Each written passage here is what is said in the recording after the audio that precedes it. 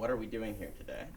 Oh, we're gathering, having some breakfast, and going over the itinerary before we drive to Washington, D.C. We had a beautiful prayer given by Mark, praying for our protection while we're down there in D.C. And we're getting ready to hop in these cars and go on down.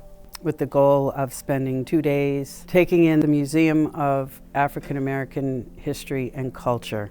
I'm excited. I haven't seen the museum since 2022, and I know that they have some new exhibits that I'm going to want to check out, but I'm excited just to be around a whole bunch of Black people experiencing this, some of us experiencing it for the first time, and being able to see that through their eyes is going to be exciting as well. So some of us are kinfolk, some of us are family, my sister, my niece, friends, new and old. And we're going to do it as a group, and it's going to be a great time. I'm sure of it. The only thing that concerns me is the red hats that we might encounter while we are in DC or Virginia. When I went in 2016, there were red hats everywhere, even inside of the museum. So I am a little concerned about them trying to intimidate or disrespect the museum or disrespect the patrons of the museum. But I know that we're going to be okay. We got God on our side. We'll be fine.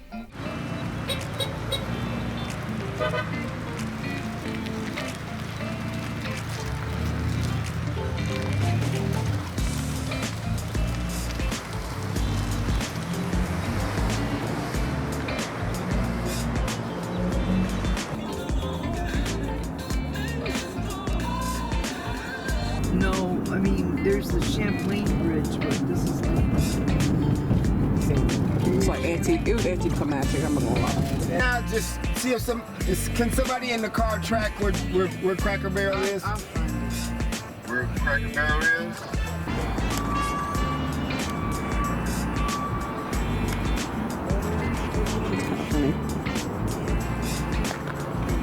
No comment?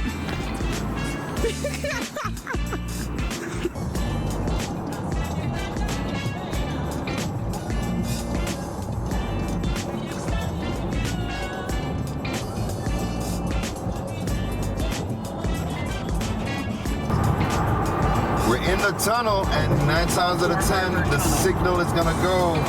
So yeah, this might. What's the name of the tunnel? Baltimore Harbor. The Baltimore Harbor Tunnel. So this might be very choppy.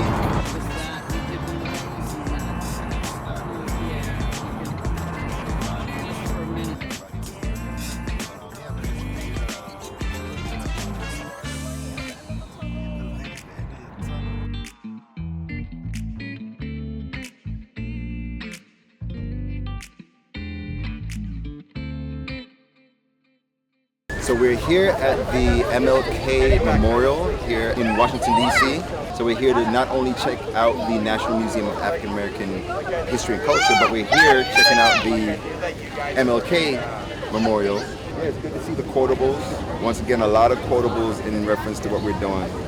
Today when we were at the MLK Plaza, I was kind of remarking to a few people that there are a lot of quotes from Martin Luther King that are famous and the ones that I think a lot of people like to quote, but I think if you really pay attention, there are so many things that he said that are just so significant and a little bit more on like the controversial side. It's really important to pay attention to everything that he said, not just the things that make us feel comfortable. I was very impressed by the likeness of Dr. King. It looked like Dr. King. It looked like a Black man, honestly. It was incredible, just being there with the children and really talking about the significance of it, and me taking it in and sitting and just honoring our ancestors, those that came before us, who did the good work that we're continuing to do. So Sankofa is a Ndinkwa, which is like a West African or like a Ghanaian kind of symbol. And what it looks like is it looks like a bird. It's actually looking back over its shoulder. Each of these Ndinkwa, they signify something. This one means go back and get it. What we were envisioning when we were planning this trip, we were just thinking about, you know, all of the rich culture and just all of the history. Often folks get confused and they think that Black folks' history is slavery. It is not. We are weaved into the fabric of the arc of our society just historically. So this is really much, much more about culture, about contribution, about resilience, about power, but about also most importantly is that there's no such thing as Black history, it's just American history. Where we are in Burlington, Vermont, there aren't a lot of cultural and history resources for youth and children. So once we discovered this museum for the first time, we just felt like it would be a great idea to offer this experience to kids who, live in a place where there just aren't a lot of resources like this. There's such a wide range of experience and there's so much to see, all the way from, some of the darker, more painful parts of the history of African people on this continent, all the way up to the upper levels in the museum that, bring you closer to like present day and actually into the future. So it kind of starts on the lower level of some sort of painful stuff, and then as you go up gradually, there's more hope and more encouragement and more of like a look to the future. One of the most valuable parts is really experiencing it as a group and hearing what those different experiences are for people. Am I gonna have fun? Yes, and I'm so glad you're here, Lawrence. We will have fun. My name is Tara Roberts. I am a National Geographic Explorer in Residence. This work has led to an award-winning podcast, a cover story in National Geographic magazine, me being featured on the cover of the magazine, becoming the first Black female explorer to ever be featured as such. And I have to tell you that none of this would have been possible if not for a visit to the National Museum of African American History and Culture. It was there that I saw a picture of a group of Black women in wetsuits on a boat. I had never seen such a picture before, so it stopped me in my tracks. And when I went to read more, I found out that these women were part of a group called Diving with a Purpose, and that they did this incredible work in the world. So what brings you to DC today? Because I'm going to a museum. Today, we have a museum entrance of 10:15. So today we're at the National Museum of African American History and Culture, and we're going to spend 2 days here. It's our first day out of 2. Is this your first time coming to the museum? It is our first time. Yes, it is. And what are you most excited about? I would say maybe the activities. The activities. I'm looking forward to the food, but honestly... Same! I am really hoping to really learn about my history, our history, in a way that I've never explored before. So it's an opportunity and a gift, and I don't take it for granted. Are you happy for this? I am very happy for this. Same. I'm hoping to really enrich my understanding of American culture and really bring like a more critical lens to the way that we understand America and Americans' values. Oh my gosh, it was amazing. I kind of went for it. I went through all the levels and really like explored what I wanted to see. I got to see Ruby Bridges, my cousin. I got to see the Emmett Till exhibit, which was very intense. Like, when I say Black Lives Matter, I do mean Black Lives Matter. Like, this isn't new, right? So it was really good to just like see so much of, first of all, the first level is all about slavery, spoiler alert. So to see our journey, we came here in chains and now we're doctors, lawyers, musicians, creators, artists. You know, we are the blueprint and we built this country, right? So I feel like being able to participate in that, it's like one of the best gifts.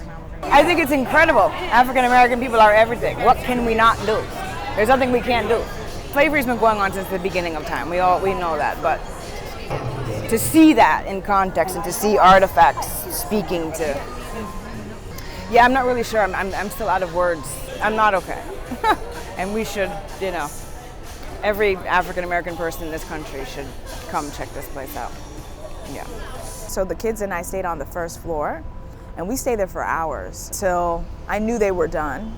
So we made our way upstairs to really embrace the joy piece.